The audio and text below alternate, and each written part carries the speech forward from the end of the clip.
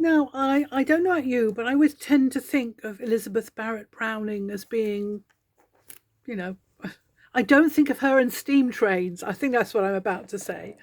But this is a little bit from Aurora Leigh, book 7, and it's about a journey on a steam train. This is from the section of the book called Travellers and Wanderers. Um, and I just love this idea of, uh, Aurora Leigh uh, on this steam train through Europe back in the 19th century. So, from Aurora Leigh, Book 7 by Elizabeth Barrett Browning. I just knew it when we swept above the old roofs of Dijon.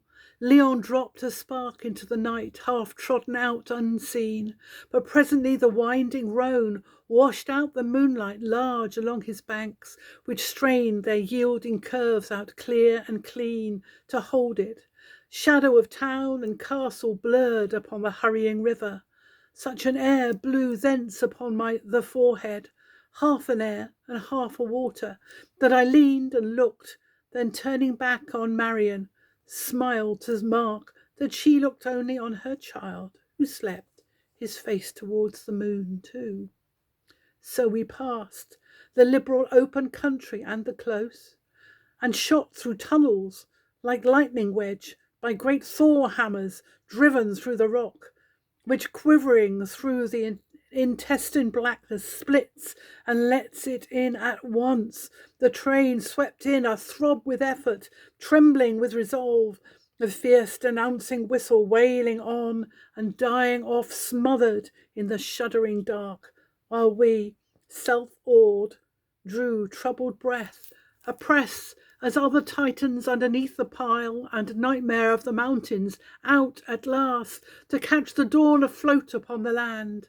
Hills slung forth broadly and gauntly everywhere, not cramped in their foundations, pushing wide, rich outspread of the vineyards and the corn, as if they entertained in the name of France, while down their straining sides streamed manifest a soil as red as Charlemagne's knightly blood, to consecrate the verdure. Someone said, Marseille! And lo, the city of Marseille, with all her ships behind her and beyond, the scimitar of ever-shining sea, for right-hand use bared blue against the sky. Thank you. I love going on trains. Not so fond of steam trains because they are very, if you stick your head out the window, you've got really dirty. But isn't that a wonderful evocation of going fast on a steam train, perhaps when they were really, still quite new? For other poems read by me, look me up, Brandy Pearson, on YouTube. Thank you.